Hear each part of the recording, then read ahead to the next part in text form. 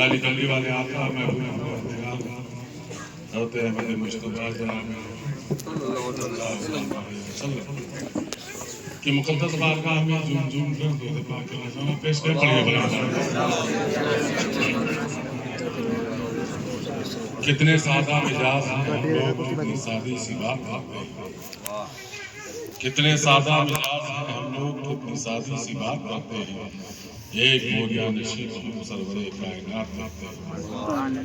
اور پتھر چلانے والوں کو دی ہے دعائے مغفرت. کتنا حسین یا نبی آپ کا انتقام ہے. اور بندہ یاسی یعنی بقائی دکھ کے بھور میں آن پھنسا ہے. بندہ یاسی یعنی بقائی دکھ کے بھور میں آن پھنسا ہے. تمرے سوا کس کو پکارے پیارے محمد صلی اللہ علیہ وسلم. حضرات آج کی محفل صاف روایتوں کے ساتھ جناب حاجی محمد نعیم صاحب بقائی، حافظ فہیم صاحب بقائی و جملہ اہل خانہ کی جانب سے بسلسلے دعوت رجب شریف روز صفی شریف منعقد کی، جس میں آپ اور ہم سب شریک ہیں. رب کائنات اپنے حبیب کے صدقے میں آپ کی ہماری سب کی حاضری کو اپنی بارگاہ میں قبولیت درجہ عطا فرمائے. اور جن جن لوگوں نے اس کا اہتمام کیا، دعوت میں قدم اس میں حصہ لیا، ان سب کو اس کا بہتر اجر عطا فرمائے. ابھی آپ اس منبر رسول سے عزیزم حافظ اختر صاحب اور ہر عزیزم حافظ قاری عارف رحمانی صاحب سے تقریر اور اس کے بعد نعت رسول صلی اللہ علیہ وسلم سماعت فرمائے. رب کائنات اپنے حبیب کے صدقے میں ہم کو اور آپ کو سب کو انتظار کے بتائی باتوں پر چلنے کی توفیق عطا فرمائے.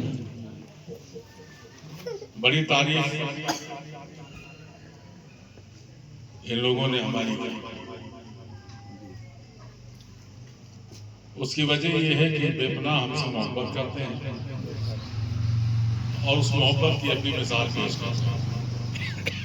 حالانکہ میں نہ پیر ہوں اور نہ میں کوئی عالم ہوں. میں دارالعلوم خانہ صفیہ کرنے گنج گونڈہ کا ایک ادنا سا خادم ہوں اور اپنے سرکاروں کی بارگاہوں کی خاک کا ایک ادنا سا سردار ہوں. اور اسی میں اپنے کو ضم کیے رہتا ہوں کہ شاید مجھ گنہگار کا بھی کوئی ایسا عمل ہو جو رب کی بارگاہ میں قبول ہو جائے اور میرے نجات کا ذریعہ بن جائے. اسی کے تحت آپ کے بیچ میں حاضر آ گیا. بزرگوں کی کراماتیں، بزرگوں کی باتیں آپ نے سماعت فرمائی. بہت صاف سمجھ لیجیے اور میں بارہا اس بات کو کہتا ہوں کہ اللہ نے اپنے نبیوں کو اختیار دیے تو ان سے معجزات ہوئے. اللہ نے اپنے نبی کے چہیتے بندوں کو اختیار دیے تو ان سے کرامات ظاہر. تو نہ تو ہم کو معجزات کا تعجب ہے اور نہ کراماتوں کا تعجب.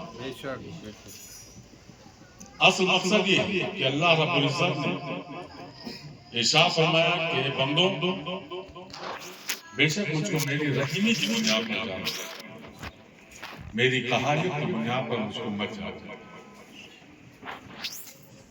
اور اس کی سب سے بڑی رحیمی یہ ہے کہ اس نے اپنے سب سے چہیتے پیغمبر سرکار دو عالم صلی اللہ علیہ وسلم کو امتی بنا کر کے ہم کو کائنات میں بھیجا اور یہ کہہ کر کے بھیجا کہ وما ارسلناک الا رحمۃ للعالمین. یہ میرے محبوب میں نے ساری جہان کے لیے رحمت بنا کر بھیجا.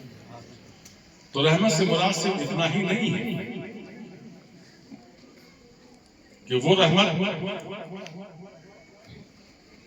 جو ایک مخصوص ہو، جس کی ایک حد مقرر ہو. اگر حد مقرر ہوتی تو کائنات کا ذکر نہ ہوتا. اور کائنات کے ذکر کا مطلب یہ ہے کہ کوئی حد نہیں. اور اسی لیے کہا بھی گیا کہ رحمت بات بات جس سمت کو جیشان گیا، ساتھ میں منشی رحمت کا قدم تھا. اب وہ رحمتوں کی نشانیاں کیا ہیں؟ اصل مقصد کیا ہے؟ جس وقت میرے آقا اس کائنات میں تشریف لائے، رحمتیں کہیں نہیں، ہر طرف ایک ظلم اور ذاتیات تھی. پوری کائنات ایک ظلم و ستم کی شکار تھا. حضرت عیسیٰ علیہ السلام سے لے کر کے میرے آقا سرکار دو عالم صلی اللہ علیہ وسلم کی ذات پاک مختلف روایتوں میں آیا ہے. کسی روایت میں ہے کہ 442 سال، کسی روایتوں میں آیا ہے 450 سال. غرض کے مختلف روایتوں میں مختلف سال نظر آتے ہیں، لیکن وہ جو بھی سال گزرے وہ حضرت عیسیٰ علیہ السلام سے لے کر کے اور نبی کریم صلی اللہ علیہ وسلم کے بیچ کے جو سال گزرے دنیا پہ بہت گراں گزرے، اتنے گراں گزرے کہ لوگ ظلم و ستم کو سہنے کے بھی عادی ہو گئے اور ظلم و ستم کرنے کے بھی عادی. بہتوں نے خدا ہونے کا دعویٰ کر دیا، ہر ایک طرف سے ایک چیخ و پکار اور ایک آہ، جس میں آپ واقعہ بارہا اور سماعت فرماتے ہیں کہ بچیاں زندہ قبروں میں گاڑ دی جاتی ہیں. کوئی کسی کا پرسان حال نہیں ہوتا تھا. غلام خریدے اور بیچے جاتے تھے بازاروں میں. جوان سیانی بچیاں بیچی اور خریدی جاتی تھی. جس کے گھر میں بچیاں پیدا ہو جاتی تھی وہ اپنے آپ کو منحوس سمجھتا تھا. اور اس دور کو دیکھنے کے بعد دنیا نے اللہ رب العزت کو ہم بندوں پر رحم آیا اور اس نے اپنے سب سے شہید پیغمبر سرکار دو عالم صلی اللہ علیہ وسلم کو اس کائنات میں اور مخاطب کر کے بھیجا کہ وہ ساری جہان کے لیے رحمت بنا کر کے بھیجا. اور جب میرے آقا دنیا میں تشریف لائے تو سب سے پہلے اگر درس دیا تو اس قوم کو یہ درس دیا ہے کہ قوم تم پڑھو. قرآن پاک کی پہلی وحی اسی پہ نازل ہوئی. اقرا بسم ربک الذی خلق، پڑھو، تمہارے لیے پڑھنا لازمی. اس سبق کے ساتھ نبی کریم صلی اللہ علیہ وسلم ارشاد فرماتے ہیں کہ اے میری امت، جن کو تم یہ سمجھ رہے ہو کہ یہ ہماری بچیاں منحوس ہیں ہمارے لیے، وہ بچیاں تمہارے لیے منحوس نہیں ہیں بلکہ تمہارے لیے رحمت ہے. جس گھر میں بچیوں کی ولادت ہوتی ہے وہاں رحمتوں کا نزول ہوتا ہے. اس طریقے سے رحمت کے پیغام جب عام ہوئے، لوگوں نے نبی کریم صلی اللہ علیہ وسلم کے کردار کو دیکھا اور جب دین کی حقانیت کو انہوں نے جانا تو ایک ایسا سما بنا کہ لوگ ہر طرف سے محمد محمد چلانے لگے. لوگ رحمتوں کی دہائی دینے لگے اور ان رحمتوں کی دہائی کا نتیجہ یہ نکلا کہ آج بھی وہی رحمتوں کے شامیانوں میں پوری دنیا سماتی ہوئی نظر آ رہی ہے. آپ آئے دن اخباروں میں پڑھتے ہیں، نیوز سنتے ہیں، ہر طرف سے. ابھی پرسوں کی بات ہے، آسٹریلیا کی چرچ کا بہت بڑا پادری جس نے مذہب اسلام کو قبول کر لیا. وہ جاہل نہیں تھا، وہ پڑھا لکھا تھا، وہ پڑھ کر کے آیا تھا. تو جو پڑھ کر کے آیا ہو وہ مذہب اسلام کے قریب جا رہا ہے، اور جو مذہب اسلام میں پیدا ہوا ہے وہ مذہب اسلام سے دور جا رہا ہے. یہ بھی اس کی حقیقت ہے. ہم اس رحمت کو سمجھ نہیں پا رہے ہیں. اگر اس رحمت کے وسیع شامیانے کو اگر ہم دیکھیں تو وہ رحمتوں کا شامیانہ ایک جگہ مخصوص نہیں ہوا. وہ رحمتوں کی شکلیں اگر ہم کو نظر آنے شروع ہو جائیں تو ان رحمتوں کی شکل میں سب سے پہلا نام خلیفہ اول حضرت ابوبکر صدیق رضی اللہ عنہ. دنیا میں آپ سمجھ لیجیے کہ سب سے پہلے اگر کسی نے بت توڑا ہے تو وہ خلیفہ اول حضرت ابوبکر صدیق رضی اللہ عنہ. اور آج ہماری آپ کی یہ خوش قسمتی ہے کہ آج کا دن خلیفہ اول حضرت ابوبکر صدیق رضی اللہ عنہ کے عرس کی تاریخ ہے. آج ان کی ولادت کی تاریخ ہے. آج ہم لوگ خانپور میں بیٹھ کر کے خلیفہ اول حضرت ابوبکر صدیق رضی اللہ تعالیٰ عنہ کا ذکر کر رہے ہیں اور ان کی یاد میں اور کس طریقے سے بت توڑا. آپ کے والد ایمان نہیں لائے، خلیفہ اول حضرت ابوبکر صدیق رضی اللہ تعالیٰ عنہ بھی ایمان نہیں لائے. بچپنے کا عالم.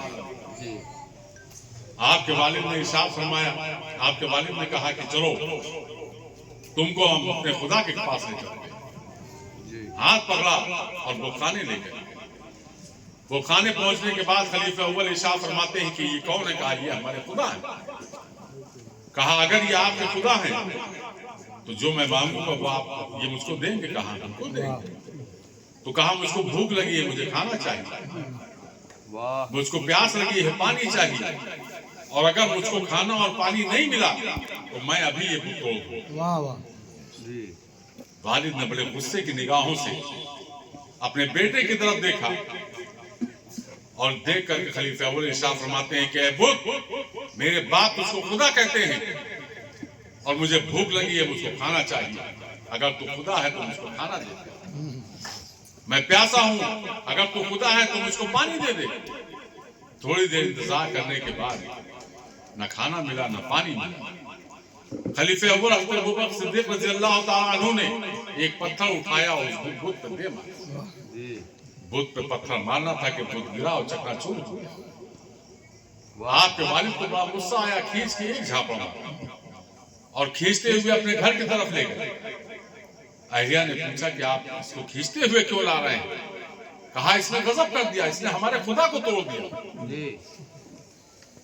تو آپ کی اہلیہ ارشاد فرماتی ہیں کہ آپ ان کے پیچھے مت پڑیں، کیونکہ جب ان کی ولادت ہوئی تھی تو میرے کان میں ایک آواز آئی تھی کہ یہ تمہارے گھر میں بچہ پیدا ہو رہا ہے، یہ میرے نبی کا ساتھی بنے گا، یہ اسلام کو نمائندہ بنے گا، یہ رحمتوں کا آشیانہ بنے گا۔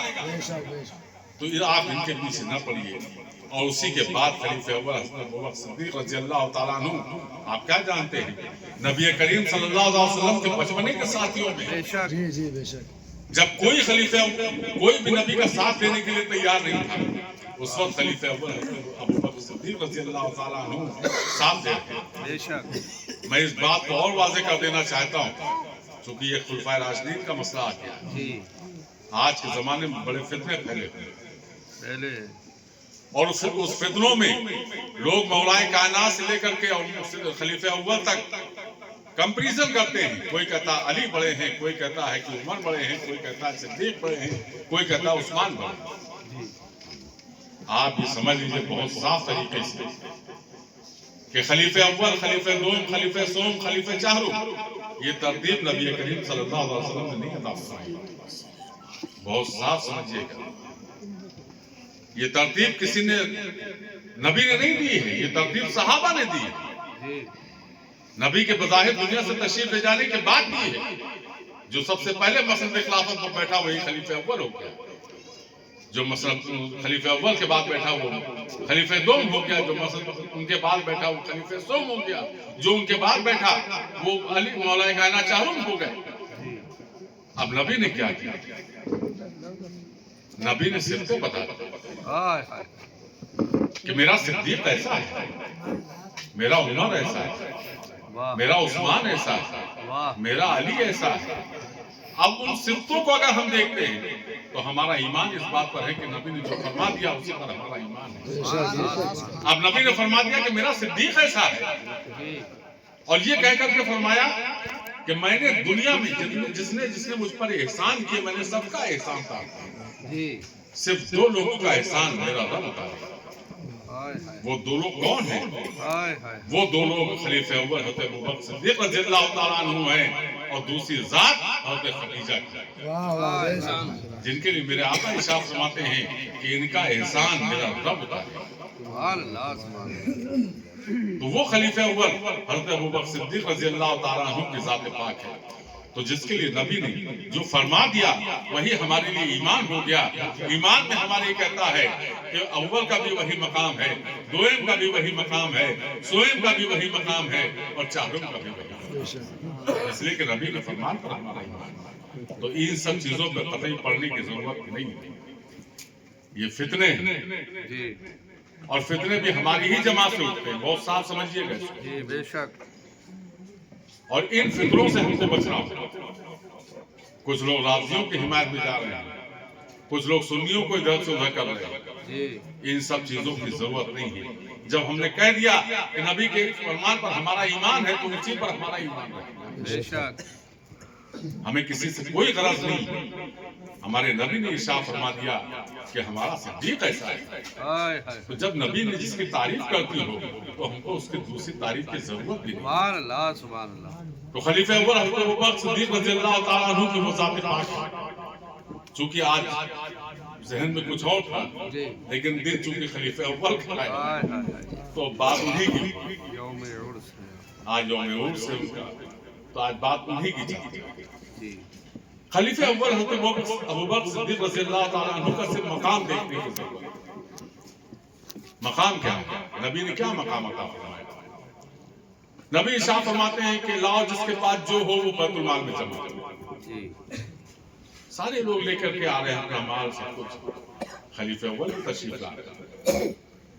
जिस्म पर कोई अच्छा कपड़ा नहीं, क्या है? बोरा।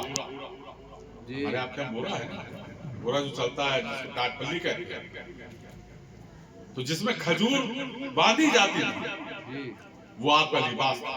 हाय हाय हाय बटन की जगह पर कांटे लगे हुए, उससे आपने उसको। हाय नबी ने देखा, मुस्कुरा दिया, कहा सिद्दीक ये कौन सा लिबास पहन रखा है? जी खलीफा अव्वल इरशाद फरमाते हैं या रसूल अल्लाह, मेरे माँ बाप आप पर कुर्बान, आपने इरशाद फरमाया था कि जिसके पास जो हो वो लेकर के आए। वाह तो मैंने अपनी सारी सरमाएदारी ला करके आपकी बारगाह में हाजिर कर दी। यहाँ तक कि तन का कपड़ा भी मैंने आपकी बारगाह में पेश कर दिया। तो मेरे पास तन ढकने के लिए कुछ नहीं था, मैंने एक काट उठाया, उसको पहन लिया, उसके जगह बटन बांधने के लिए मैंने उसमें कांटे लगा दिए। वाह इतना कहना तक कि हज़रत जिब्रील हाजिर। वाह नबी करीम ने हज़रत जिब्रील को देखा और मुस्कुरा करके बोले कि ऐ जिब्रील, तुम भी वही लिबास पहने हो जो सिद्दीक पहने हैं।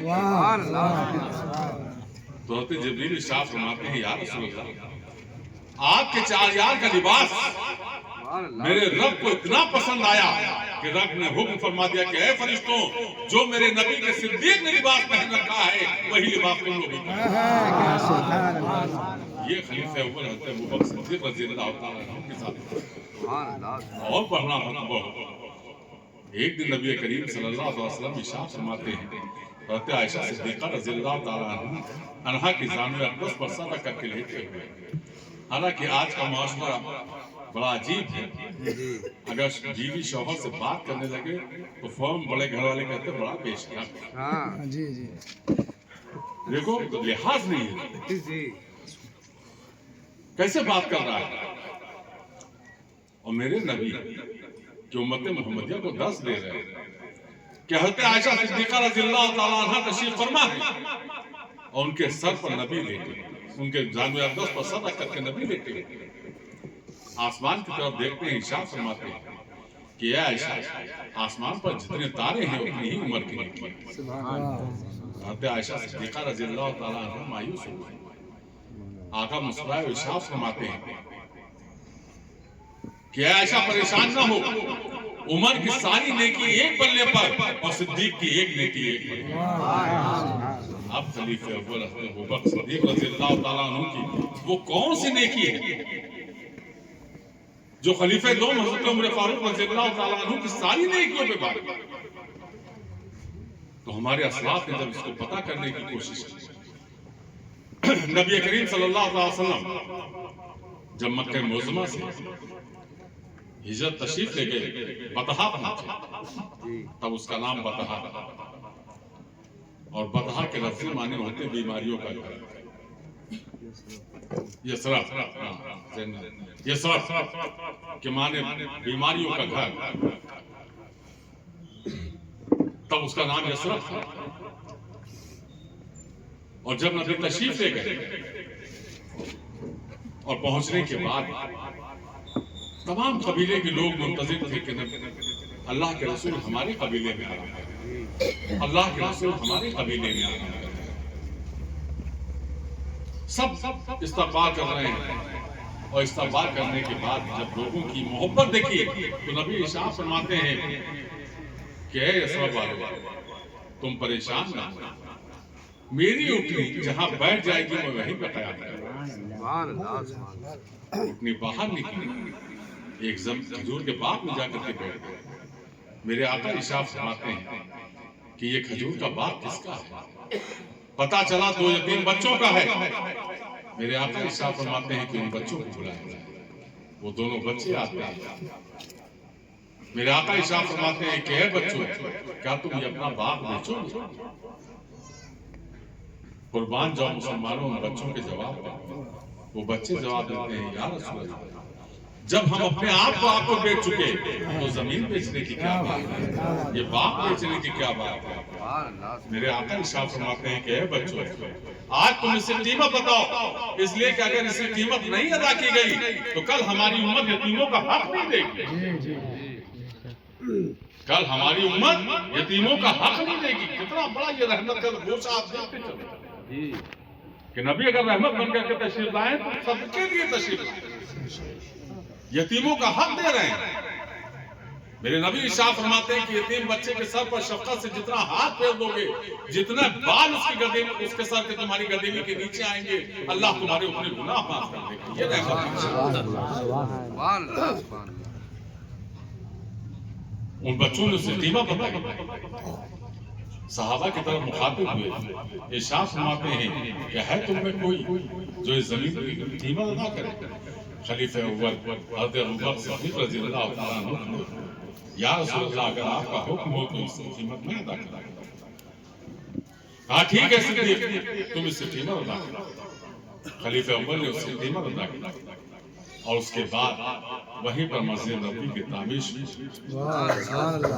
مسجد نبوی آج جس انداز میں نکلی، کل جب نبی کے زمانے میں اس انداز میں نہیں تھی، کھجوروں کی شاخوں پر کھجوروں کی پتیوں سے سب سے پہلے مسجد نبوی بنوائی گئی، اور جس وقت مسجد نبوی تیار ہوئی، اللہ رب العزت کی طرف سے ندا وحی نازل ہوئی، اور ارشاد فرماتے ہیں رب میرا کہ جو اس مسجد میں نماز پڑھے گا اس کو 70,000 سالوں کا ثواب ملے گا۔ اب شروع ہو گیا۔ آج ہم اللہ کے گھر کو بڑا ہلکا سمجھتے ہیں، دھادا مسجد میں داخل ہو جاتے ہیں، ہم مسجد کے آداب نہیں جانتے، لیکن مسجد کے عمل کیا ہے اور اس کے لیے فرمان کیا ہے یہ بھی آپ سے آگاہ۔ ایک دن نبی کریم صلی اللہ علیہ وسلم تشریف لائے، مغرب کا وقت تھا، دیکھا اس وقت روشنی کا کوئی انتظام نہیں ہوا تھا، دیکھا مسجد نبوی سے روشنی ہو رہی ہے، میرے آقا مسجد میں داخل ہوئے، ارشاد فرماتے ہیں کہ یہ روشنی کیسے ہے مسجد میں؟ ایک صحابی رسول کھڑے ہوئے، کہا یا رسول اللہ میں ملک شام سے آیا ہوں، ہمارے کیا شام کو روشنی کا انتظام اسی طریقے سے کیا جاتا ہے کہ ہم وہ کھجور کی پتیوں کو بڑھتے ہیں اور بڑھنے کے بعد اس کو روشنی کرتے ہیں۔ میں نے دیکھا کہ مسجد نبوی میں اندھیرا ہے، میں نے اپنے خیال کے طریقے سے میں نے کھجور کی پتیوں کو بڑھا اور میں نے اس کی روشنی کر دی۔ اللہ کے رسول ارشاد فرماتے ہیں کہ آج تم نے اللہ کے گھر کو روشن کیا ہے، اللہ تمہاری آخرت اور دنیا دونوں کو روشن کیا۔ اتنا کہنا تھا کہ صحابی رس کر دیا کہ ہماری زندگی اور آخرت دونوں سنور گئی۔ پتہ یہ چلا کہ اللہ کے گھر میں جب کوئی خدمت کرتا ہے اور جب ایک مومن ایک سجدہ ادا کرتا ہے تو وہ زمین جس کی رہی ہوگی اس مومن کے ایک سجدے کا ثواب اس کو بھی جاتا ہے، جس نے اس کو بنوانے میں خدمت کی ہے اس کے نام اعمال میں بھی سجدے کا ثواب جاتا ہے، جس نے اس میں روشنی کی اس کے پاس بھی جاتا ہے، جس نے چٹائی بچھایا اس کے بھی نام اعمال میں جاتا ہے، جس نے اس میں جھاڑو لگایا اس کے بھی نام اعمال میں لگایا۔ یہاں تک کہ ہمارے نئی بھائی کھڑے ہوئے ہیں، یہ مصری ہیں، انہوں نے اگر اس مسجد میں ایک اینٹ رکھی ہے، انہوں نے بنایا ہے تو ایک مومن کے سجدے کا ثواب ان کے نام اعمال میں بھی جا رہا ہے۔ اسی طریقے سے وہ ڈیوائیڈ ہوتا ہوا، جب ایک مومن ایک اللہ کے گھر میں سجدہ کرتا ہے تو ایک مومن کے سجدے کا ثواب اس مسجد سے جتنے لوگ جڑے رہتے ہیں سب کے نام اعمال میں جاتا ہے۔ اور وہی سجدہ جب رمضان مبارک کے مہینے میں کیا جاتا ہے تو 70 سجدوں کا ثواب ہوتا ہے، لیکن جب وہی سجدہ مسجد نبوی میں کیا جاتا ہے تو 1450 سال سے لے کر میں جب سے مسجد نبوی قائم ہوئی تب سے لے کر کے آج کتنے کروڑ لوگ سال بھر اس گھر میں اللہ کے گھر میں سجدہ کرتے ہیں مسجد نبوی، اور ہر ایک کے سجدے کا ثواب 70,000 سجدوں کا صدیق کے نام اعمال میں، خلیفہ اول کے نام اعمال میں جا رہا ہے۔ اس لیے میرے آقا نے ارشاد فرمایا کہ عمر کی ساری نیکیاں ایک پلے پر اور صدیق کی ایک نیکی ایک پلے پر۔ وہ خلیفہ اول حضرت ابوبکر صدیق رضی اللہ تعالیٰ عنہ کے ساتھ ہے۔ تو اب اگر بات کرتے رہیں گے تو بات نکلتی رہے گی، وقت زیادہ ہوتا ہے۔ आज करने का मकसद ये कि वो रहमतें, वो चाहे खलीफे अव्वल की शक्ल में नजर आए, चाहे खलीफे दोम की शक्ल में नजर आए, चाहे खलीफे सोम की शक्ल में नजर आए, चाहे मौलाए कायनात की शक्ल में नजर आए, और उसके बाद ताबईन, तबे ताबईन और मुजतहिदीन, यहाँ तक कि चलता चला गया और अल्लाह के वलियों के जरिए वो रहमत हम तक पहुंचती चली। आज हम जिन बुजुर्गों की बारगाहों से वाबस्ता होते हैं तो ये सोच करके वाबस्ता होते हैं कि हम गरीब हैं तो अमीर हैं, हम बीमार हैं तो सफर, हम बेऔलाद हैं तो औलाद वाले हो गए। लेकिन कभी हमने ये नहीं सोचा कि इन अल्लाह के वलियों ने जो रहमत के शामियाने में हमको आसरा दिया, उस रहमत की निशानियों पर हमने अमल किया है कि नहीं, हम उस दीन से वाबस्ता हुए हैं कि नहीं। सबसे पहले इन अल्लाह के वलियों की बारगाहों से अगर हमको सबक मिलता है तो उसी दीन का सबक मिलता है जिसको नबी करीम सल्लल्लाहु अलैहि वसल्लम ने हमको अता फरमाया। हम दीन को नहीं समझ पाते, हम शरीयत मुस्तफा को नहीं समझ पाते, हम सुन्नत मुस्तफा को नहीं समझ पाते, अपनी जिंदगी को हम हमी में गुजारते हैं। शरीयत मुस्तफा का कानून इतना सख्त है, और एक बात बहुत साफ समझ लीजिए कि शरीयत के किसी मसले को अगर कोई बाल बराबर भी हल्का समझता है तो ना तो वो पीर हो सकता है, ना कोई आलिम हो सकता है, बल्कि वो शैतान हो सकता है। इसलिए कि शरीयत का मसला बिल्कुल अपनी जगह पर अटल, और शरीयत की सबसे बड़ी पासबानी अगर किसी जात ने की है तो उस जात का नाम खलीफे दो हज़रत उमर फारूक रज़ियल्लाहु अन्हु। ये सिर्फ भी बताता चलता, और सिर्फ ऐसे लफ्जों में नहीं है।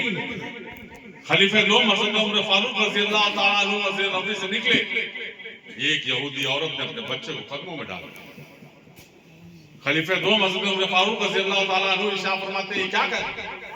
कहा, ये आपका पोता है, हम आप होते थर्रा जाते। खलीफे दो हज़रत उमर फारूक रज़ियल्लाहु ताला अन्हु इरशाद फरमाते हैं, क्या बकती है? कहा, मैं सही कह रही हूं, फला वक्त में आपके साहबजादे फला यहूदी की शादी में गए थे, वहां से वो लौटे शराब के नशे में थे, मैं खजूर के बाग में खजूरें बीन रही थी, वहां पर उन्होंने मेरे साथ जिना किया, उससे हमल ठहरा और ये बच्चा पैदा हुआ। तमाम सहाबा इकट्ठा हो गए। खलीफे दो हज़रत उमर फारूक रज़ियल्लाहु ताला अन्हु इरशाद फरमाते हैं कि रुको नहीं, घर तशरीफ ले गए। अहलिया से पूछा कि बेटे कहाँ? कहा, खाना खा रहे।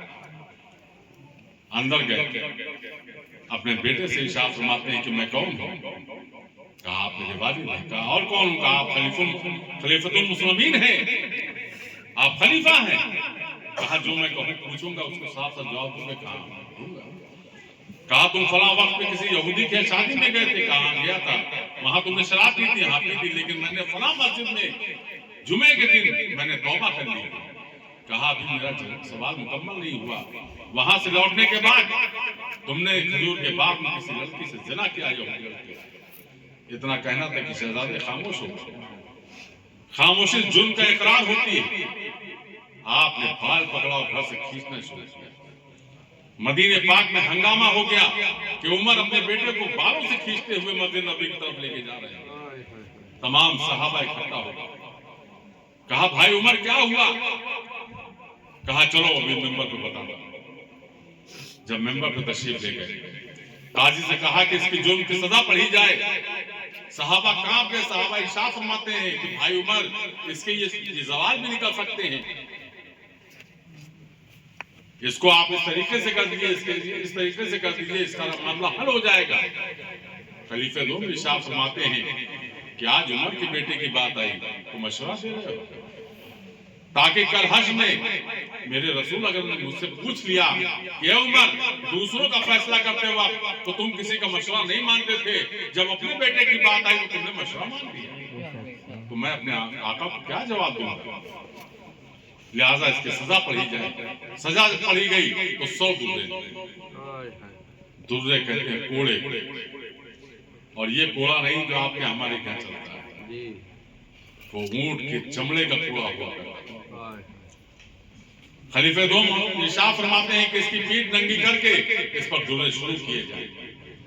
ننگی پیٹھ پر درے مارنا شروع کر دیا.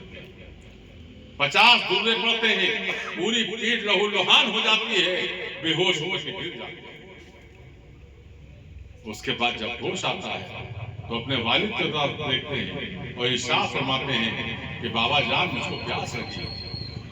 خلیفہ دوم ارشاد فرماتے ہیں کہ اے بیٹا، دنیا میں تمہارے لیے پانی ختم ہو چکا، اب تم یہ سزا بھگت کر کے اپنے نبی کی بارگاہ میں جانا تو تم کو حوض کوثر کا پانی ملے. دنیا میں تمہارے لیے پانی ختم ہو چکا. پھر خلیفہ دوم ارشاد فرماتے ہیں کہ اس پر درے چلے. 75ویں درے پر پرواز کر جاتی. اس کے بعد جنازے کو جلایا جاتا ہے، بلایا جاتا ہے، قبر تیار ہوتی ہے. سب کچھ ہو جانے کے بعد جب قبر بن کر کے تیار ہو جاتی ہے، اس کے بعد خلیفہ دوم حضرت عمر فاروق رضی اللہ تعالیٰ عنہ ارشاد فرماتے ہیں کہ ابھی اس کے حصے کے 25 درے باقی ہیں جو اس کی قبر کو چلا جائے. یہ شریعت مصطفیٰ. آج ہم اس کو بڑا ہلکا سمجھتے ہیں. کتنے شرم اور افسوس کی بات ہے کہ جو نبی نے ہم کو دین دیا، اسی نبی نے ہم کو شریعت دی، اسی نبی نے ہم کو سنت دی، لیکن آج اسی نبی کے دین پر عمل کرنے والے لوگ، اسی دین پر عمل کرنے والے، شریعت پر عمل کرنے والے لوگ، اسی سنت پر عمل کرنے والے لوگ جب ڈی جے پر ناچتے ہوئے نظر آتے ہیں تو اپنے آپ پر افسوس ہوتا ہے کہ آج یہ کون سی امت ہے جو اپنے نبی کے فرمان کے خلاف جا کر کے حرام کام کو اپنا کر کے اور ڈی جے پر ناچتی ہوئی نظر آتے ہیں. چند مسلمان ایسے ہیں جو شراب پیتے ہوئے بھی نظر آتے ہیں، چند مسلمان ایسے ہیں جو جوا کھیلتے ہوئے بھی نظر آتے ہیں، اور اس کے بعد کہتے ہیں کہ ہم مسلمان، ہم دین پر عمل کرنے والے ہیں، ہم نبی کی شریعت پر عمل کرنے والے ہیں، ہم سنت مصطفیٰ پر عمل کرنے والے ہیں. اور اس کے بعد یہ ہمارا یقین بھی اس بات پر آ جاتا ہے کہ ہم فلاں اللہ کے ولی کی بارگاہ میں جائیں گے، ہماری پریشانی دور ہو جائے گی. کیسے دور ہوگی جب آپ اس دین پر عمل نہیں کریں گے، شریعت پر نہیں عمل کریں گے، سنت مصطفیٰ پر عمل نہیں کریں گے، تو آپ جیسے خالی دامن جائیں گے ویسے ہی خالی دامن آپ آ جائیں گے. آپ کو کچھ ملنے کا کہیں سے نہیں. اس لیے میرے بھائی عرض کرنے کا مقصد یہ کہ اللہ نے بڑی خوبصورت زندگی ہم کو آپ کو عطا فرمائی. ہم کو وہ عمل کرنا چاہیے جس سے ہمارا رب ہم سے راضی ہو، ہمارا رسول ہم سے راضی ہو، اور یہ مشرف الحق ہم سے راضی ہو. تمام برائیوں سے ہم کو توبہ کرنی چاہیے. ایک بنے نیک بنے، اچھے بنے، اور اس اچھے عمل کے ساتھ جب ان اللہ کے ولیوں کے بارگاہوں سے ہم وابستہ ہوں گے تو ہمارے لیے دنیا بھی سنورے گی، ہمارے لیے آخرت بھی. اس لیے میرے بھائی اچھے عمل کے ساتھ زندگی گزارو. ہمارے شیخ شمالی ہند کے عزیز روحانی پیشوا آقائے و مولائی مرشد و حبیبی حضور حضرت سید شاہ الحاج محمد رشید اللہ الفت علیم صاحب قبلہ بقائی آسین سنہ صفی پورے رضوان و ان کے جانشین اللہ کے جگہ نور نظر حضور حضرت سید شاہ الحاج محمد شاہد اللہ عرص تعلیم صاحب قبلہ بقائی گوجی سنہ صفی پورے رضوان نے ہم کو بھی بڑی عمل عطا. جب دین کی خدمت کرنے کی بات آئی تو کرنے گنج کی سرزمین پر دارالعلوم خانہ صفیہ عطا فرمایا، جس کو دنیا نے آج دارالعلوم خانہ صفیہ کا نام اسی سال رمضان شریف میں امریکہ جیسے ملک میں آپ کے بچے کا، آپ کے مدرسے کا بچہ تراویح سنا گیا، ماریشس گیا، ساؤتھ افریقہ گیا، سری لنکا گیا، اور اسی کے ساتھ ساتھ بمبئی جیسے شہر میں قریباً 850 مسجد و مدارس ایسے ہیں جہاں آپ کے مدرسے کے بچوں نے رمضان شریف کے موقع پر تراویح سنائی. آج بھی 450 مدرسے اور مسجد ایسے ہیں بمبئی شہر کی جس میں آپ کے مدرسے کے پڑھے ہوئے بچے امامت کر رہے ہیں یا مدرس کی نوکری کر رہے ہیں. ابھی اسی سال 1-2 نومبر کو آپ کے دارالعلوم خانہ صفیہ کا جشن ہوا. 137 بچوں کے سروں پر حفظ و قرأت کے دستار بنا. تو جہاں ان کے گھر والوں کو یہ فخر حاصل ہے کہ آج ہمارے گھر میں حافظ قرآن ہو گیا، وہیں ہم کو بھی یہ فخر حاصل ہے کہ وہ بچہ جب بھی بسم اللہ پڑھے گا تو اس کا اجر ہم کو رات کو ملے گا اور قیامت کی صبح تک ملے گا. تو ایسا ایک دینی قلعہ ہم کو ہمارے شیخ نے دیا. اس کے بعد اولیاء شہر میں جب ضرورت محسوس ہوئی تو ہمارے پیرزادے نے مدرسہ معین الاسلام قائم کیا. یہ دین کی کہ وہ پہلو تھے جس پہ لوگوں کو یہ سمجھایا گیا کہ تم اس قرآن سے وابستہ ہو. جب اس قرآن سے وابستہ ہوگے تو دین سے وابستہ ہو. اسی لیے یہ بزرگوں کی بارگاہوں سے ہم کو دین کی اشاعت کا ہی سبق کرتا ہے. اور پھر ہمارے شیخ نے جب وسیلے کی بات آئی تو سب خوشی جس سے مقدس بارگاہ کی زاروکشی عطا فرمائی وہ مقدس زمین جہاں 890 اللہ کے ولی آرام فرما ہیں، جس کو مجمع الاولیاء کہا گیا، اولیوں کا گڑھ. ہندوستان کی جتنے بھی سلاسل ہیں سب پہ کوئی نہ کوئی بزرگ اس زمین پر آرام فرما ہے، جس کے لیے ہمارے شیخ نے ارشاد فرمایا کہ نازاں غلامی پر اپنی ہے فخر مجھے اس عزت پر، تیرے در کی گدائی کا ہے شاہی. جہاں سال میں ایک بار رجب شریف کے اس کے موقع پر آپ سے شرکت کی درخواست کی، چونکہ سب شہید کے سارے روح سے پاک چاند کی 30 کے حساب سے ہوتے ہیں. اس سال انشاءاللہ 13، 14، 15 رجب، انگریزی 26، 27، 28 جنوری کو سنے جا رہا ہے. میں اپنے بارگاہوں کو خاک کہہ کر رسول ہونے کی حیثیت سے آپ تمام حضرات کو اس میں شرکت کی درخواست کرتا ہوں.